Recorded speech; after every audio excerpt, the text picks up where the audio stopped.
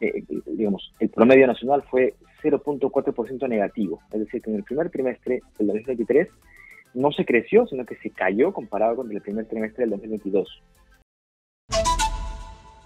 Hola Karina, buenas tardes. Hola, buenas tardes. Por favor, ¿nos podría explicar en cristiano qué significa esto para que todos podamos entender qué es lo que ha sucedido? Porque ya regresar a números que solamente se han dado en pandemia, con todas las restricciones que habíamos tenido para el trabajo, y además que entremos 7 regiones en recesión técnica, ¿qué significa para nuestra golpeadísima economía? Perfecto. Claramente la situación es preocupante y creo que hay que tener un poco más amplio el panorama. Los resultados del primer trimestre, efectivamente, tú venías diciendo que habían sido negativos por la economía peruana después de mucho tiempo, ¿no? El promedio nacional fue 0.4% negativo. Es decir, que en el primer trimestre del 2023 no se creció, sino que se cayó comparado con el primer trimestre del 2022. Ahora, esa foto promedio agregada para Perú, si la abrimos por regiones, son 17 regiones las que han tenido una caída en el primer trimestre del año. De esas 17 regiones, hay 7 regiones, entre ellas Lima, como bien mencionabas, que tienen 2 trimestres consecutivos de caída. Es decir, estas 7 regiones tuvieron una caída en el último trimestre del 2022 y también repitieron ese resultado en el primer trimestre del 2023. Como tú también mencionabas, hemos vuelto a tener este pico del número de regiones con crecimiento negativo, ¿no? Un pico solamente comparable a lo experimentado durante la pandemia, ¿no? Lo cual refleja cómo esta desaceleración económica, es decir, que antes veníamos creciendo poquito, pero cada vez menos, ¿no? Finalmente se ha trasladado a que el promedio nacional ya entra a terreno negativo, que es algo que no se ha visto salvo la pandemia. Entonces, lo que nos está mostrando es que hay un efecto generalizado sobre la economía, no solamente para Lima, sino para el resto de regiones también, ¿no? Que precisamente es muestra de cómo, por ejemplo, los conflictos sociales y el bloqueo de las carreteras en la zona sur durante enero y febrero, y el bloqueo y cierre de las carreteras en el norte, producto de las inundaciones en Sifón Yaku, han finalmente terminado golpeando a la economía, ¿no? Eso por una parte. Por otra parte, hemos visto también cómo los proyectos de inversión se vienen paralizando, ¿no? Como hablar en general, como la inversión privada viene cayendo, finalmente se traduce también en un golpe para las economías regionales. Entonces, y ahí general, yo quiero interrumpir, por favor, sí. Quiero interrumpir porque quiero saber por qué la inversión privada se ha venido paralizando. Exitosa. Cada vez nosotros mismos como país hemos espantado la inversión privada producto de nuestros conflictos sociales, políticos, esta inestabilidad que hemos mostrado hacia el mundo. Correcto. Solamente por poner un ejemplo, ¿no? Los buenos vientos externos, es decir, las buenas condiciones internacionales, han permitido que los precios de los commodities, de los minerales, por ejemplo, se encuentren en niveles muy, muy altos, ¿no? Las perspectivas es que se mantengan en los siguientes años en niveles altos. A pesar de que los precios son tan altos, ¿no? Uno podría preguntarse si las condiciones son tan favorables, ¿por qué no hay más inversión? ¿No? Como sí lo ha habido antes. Hace una década habían buenos precios y eso gatilló una serie de proyectos muy grandes, muy importantes, que permitieron sacar adelante, por ejemplo, Toromocho en Junín, Las Bambas en Apurímac, ampliación Cerro Verde en Arequipa, solamente por mostrar algunos ejemplos de cómo esta inversión llega a región.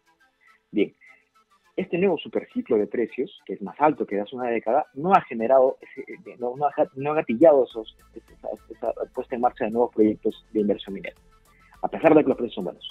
¿Por qué? Como tú mencionabas, principalmente tiene que ver con un escenario de fuertes conflictos sociales. Recordemos, por ejemplo, que Las Bambas, de los casi 6 años de operación que lleva, casi un año se la ha pasado parado, sumamos todos los días que estuvo paralizado, ¿no? Entonces, en ese escenario de tanta incertidumbre de conflictos sociales, es difícil esperar que alguien pueda apostar, invertir enormes cantidades de dinero, ¿no? Digamos, si no tiene el panorama claro. Ese es un punto. El otro punto, claramente, tener con la incertidumbre política, tener más de 5 presidentes en los últimos 5 años, finalmente termina pasando factura también sobre cuál es la seguridad jurídica a la que uno se enfrenta cuando es una inversión de ese tamaño, ¿no? Entonces, de alguna manera, el contexto político, el contexto social, ¿no? de conflictividad política y social, termina pasando factura sobre la economía. Es decir, no hay cuerdas, digamos, existen estas cuerdas muy pegadas entre economía y política, ¿no? Y, digamos, esto ocurre en un escenario en el que hay que reconocer que se ha avanzado muy poquito digamos, en trasladar los beneficios de la inversión pública en obras concretas para la población.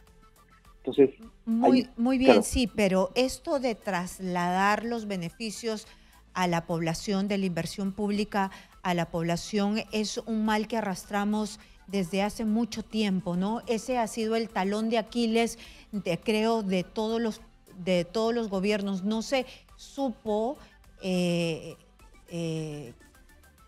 generar el bienestar que tanto reclamó la población y reclama la población, ¿o yo me equivoco?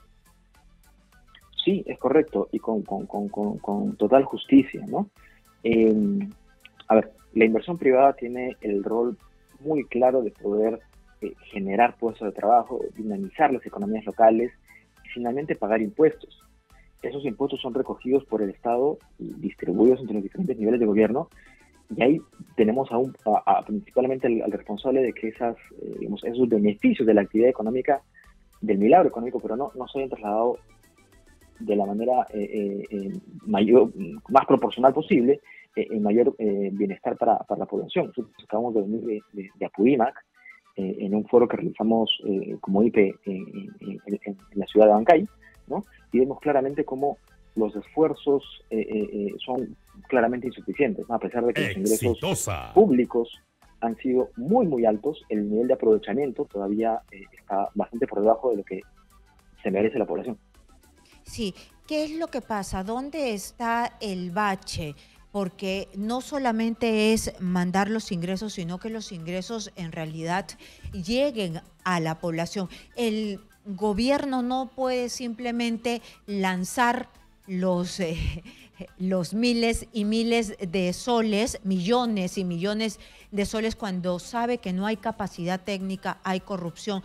Pasa en San Marcos, por decir, ¿no? Hoy día yo hablaba con un congresista que lo han tratado mal, lo han pifiado, porque la gente está harto de los congresistas, Wilson Soto, y él me decía, yo soy un buen congresista, he sacado una ley donde se va a poder aprovechar el agua en Huancavelica, pero yo le decía, pero eso es el papel, de aquí a que se haga es otra cosa muy diferente. Y él me decía, pero yo ya cumplí mi deber, pero yo creo que no es suficiente. Ellos deberían fiscalizar y empujar el carro hasta que haya el bienestar, ¿no? Fiscalizar toda la cadena hasta que haya el bienestar, ¿o no? Correcto. Digamos, pensando un poco de manera más estructural, ¿no?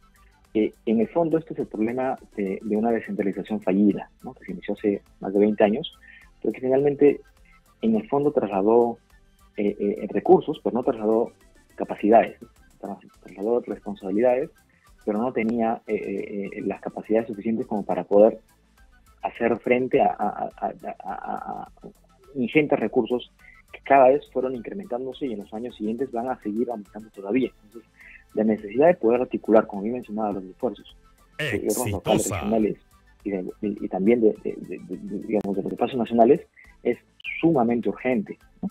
Y en ese sentido, claramente, la principal deficiencia está en la gestión pública, ¿no? Independientemente de la cantidad de recursos que se reciban, se debería esperar el óptimo aprovechamiento de ellos. Por cada sol de inversión pública que se ejecute, se debería buscar la máxima rentabilidad social posible. Y eso no es lo que ha venido ocurriendo en los últimos años, ¿no? Entonces, ciertamente, digamos, necesitamos digamos, avanzar muchísimo más rápido, ¿no? en reformas que nos permitan lograr este acompañamiento entre el sector nacional, el gobierno nacional y los gobiernos locales. Hay un esfuerzo del MEF que, por ejemplo, viene permitiendo que la inversión pública, que cada 4 años, con el inicio de las autoridades, se desplome de manera abrupta. Eso durante el 2022 no viene siendo tan fuerte, es decir, ha caído, pero no tanto, en parte porque ha habido un esfuerzo muy fuerte desde el Ministerio de Economía y Finanzas, y eso es importante de rescatar, ¿no? Pero debería ser un esfuerzo que debería ampliarse, no solamente mantenerse, sino que ampliarse, porque eso va a permitir que las inversiones públicas, con el inicio de las autoridades, no se estanquen. El esfuerzo que se viene desplegando ahora parece ser importante, pero debería poder replicarse y asegurarse en el resto de regiones para que no solamente no caiga, sino que crezca, ¿no? Y eso es sumamente importante en un escenario en el que, como venimos discutiendo al principio, la actividad económica se viene ajustando fuertemente. Ya hemos visto cómo Lima, por ejemplo, que es, digamos, la principal actividad, la principal economía regional, ¿no? Está en recesión técnica, ha caído 2 trimestres consecutivos, y el inicio del segundo trimestre, ¿no? En abril, el dato de abril también es negativo. Entonces, potencialmente, si no hacemos los ajustes suficientes, Lima podría enfrentarse ya no solamente a un escenario de 2 trimestres de caída, sino a un escenario de 3 trimestres de caída. Es algo que en Lima no pasaba, por lo menos desde finales de los 90. Entonces, estamos hablando de un escenario sumamente preocupante, en el que claramente la paralización de la inversión juega un papel preponderante sobre, por ejemplo, construcción, que tiene 12 meses de caída en generación de empleo, sobre manufactura, ¿no? Pero los indicadores asociados al consumo, por ejemplo, hoteles y restaurantes, comercio y servicios, también se vienen ajustando.